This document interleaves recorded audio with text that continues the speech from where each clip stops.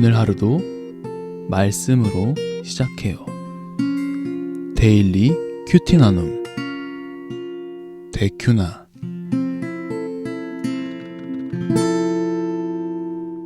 참 좋으신 하나님 아버지, 오늘 하루도 주님의 말씀을 통하여 당신의 뜻을 알게 하시며 주의 뜻대로 살아갈 수 있도록 인도하여 주시옵소서. 예수 그리스도의 이름으로 간절히 기도드렸습니다. 아멘.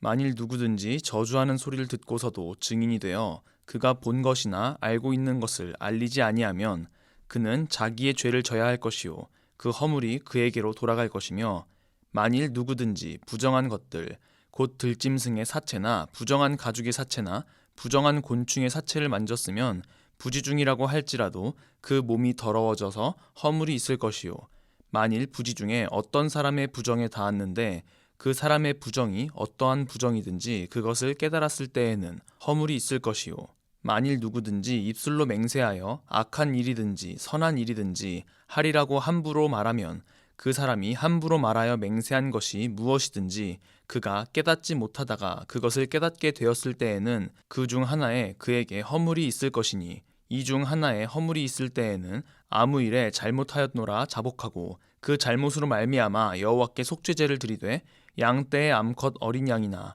염소를 끌어다가 속죄제를 드릴 것이요 제사장은 그의 허물을 위하여 속죄할지니라. 만일 그의 힘이 어린 양을 바치는 데에 미치지 못하면 그가 지은 죄를 속죄하기 위하여 산비둘기 2마리나 집비둘기 새끼 2마리를 여호와께로 가져가되 하나는 속죄 제물을 삼고 하나는 번제물을 삼아 제사장에게로 가져갈 것이요, 제사장은 그 속죄 제물을 먼저 드리되 그 머리를 목에서 비틀어 끊고 몸은 아주 쪼개지 말며 그 속죄 제물의 피를 제단 곁에 뿌리고 그 남은 피는 제단 밑에 흘릴지니 이는 속죄제요. 그 다음 것은 규례대로 번제를 드릴지니 제사장이 그의 잘못을 위하여 속죄한즉 그가 사함을 받으리라. 만일 그의 손이 산비둘기 2마리나 집비둘기 2마리에도 미치지 못하면 그의 범죄로 말미암아 고운 가루 10분의 1 에바를 예물로 가져다가 속죄 제물로 드리되 이는 속죄제인즉 그 위에 기름을 붓지 말며 유향을 놓지 말고 그것을 제사장에게로 가져갈 것이요, 제사장은 그것을 기념물로 한 움큼을 가져다가 제단 위 여호와의 화제물 위에서 불사를 지니 이는 속죄제라. 제사장이 그가 이 중에서 하나를 범하여 얻은 허물을 위하여 속죄한즉 그가 사함을 받으리라. 그 나머지는 소제물같이 제사장에게 돌릴지니라. 아멘. 오늘의 본문은 속죄제를 드려야 할 3가지 죄에 대하여 이야기하고 있습니다. 첫 번째는 누군가의 잘못에 대하여 제대로 증언하지 않는 것입니다. 이 문제에 대하여 매우 중요하게 생각했었기 때문에 10계명에서도 거짓 증언하지 말라라는 계명이 있음을 알 수 있습니다.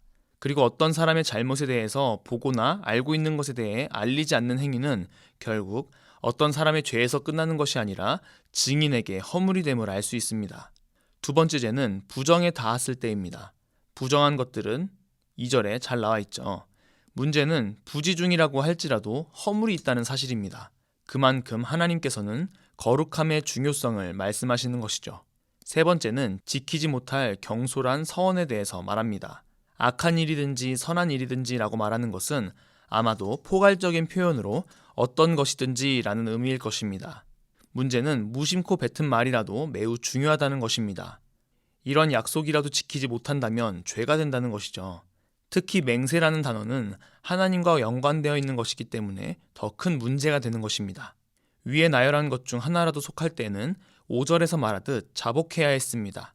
죄사함으로 나아가기 위해서는 하나님께 죄를 고백하는 것이 필요한 것이죠. 그런데 그러기 위해서는 죄를 깨닫는 것이 먼저겠죠. 사실 우리는 위에서 말하는 죄뿐만 아니라 많은 죄악을 부지중에 짓습니다. 신앙생활을 하는 우리들 중에서 어느 누구도 고의적으로 하나님을 거역하여 죄를 지으려고 하지 않을 것입니다. 일상생활을 하면서 상황과 환경에 억눌려서 또는 우리의 약한 본성으로 인하여 인지하지 못하는 죄를 짓곤 합니다. 하지만 이렇게 실수와 부지중이라고 할지라도 하나님 앞에서 죄임은 분명합니다. 그러므로 하나님께서는 이러한 죄를 해결할 방법으로 구약시대에서는 속죄제를 명하신 것입니다. 암컷 어린 양이나 염소를 희생제물로 하나님께 드림으로 죄가 사함받았는데요. 어린 양을 바칠 만한 경제적 여유가 없던 자들에게는 산 비둘기나 집 비둘기로 바치도록 했었고, 그마저도 안 되면 고운 가루 10분의 1 에바를 예물로 가져다가 드리도록 했습니다. 10분의 1 에바는 정확히 알려지진 않지만 대략 1리터 정도의 가루였을 것이라고 봅니다. 여기서 중요한 것은 아무리 작은 양의 제물을 바친다고 할지라도 하나님께서는 그에게 자복하는 자들의 죄를 사하여 주신다고 말씀하시는 것입니다. 속죄와 용서가 확실히 보장되어 있는 것이죠. 이는 하나님께서 희생 제물의 가치를 보시는 것이 아니라 사람의 마음을 보시기 때문인 것입니다. 하나님의 은혜죠. 오늘의 큐티 생각해 보아요. 첫째, 우리의 삶에서 부지중에 지은 죄를 깨닫기 위해선 우리의 삶을 하나님의 말씀에 비춰봐야 합니다. 그 순간 우리는 용서받지 못할 만한 엄청난 죄인이라는 사실을 깨닫게 됩니다. 둘째, 하나님께서는 그에게 자복하며 나아오는 자들의 죄를 예수 그리스도의 보혈의 능력으로서 사하여 주십니다. 이 시간 죄를 고백하는 시간을 가집시다.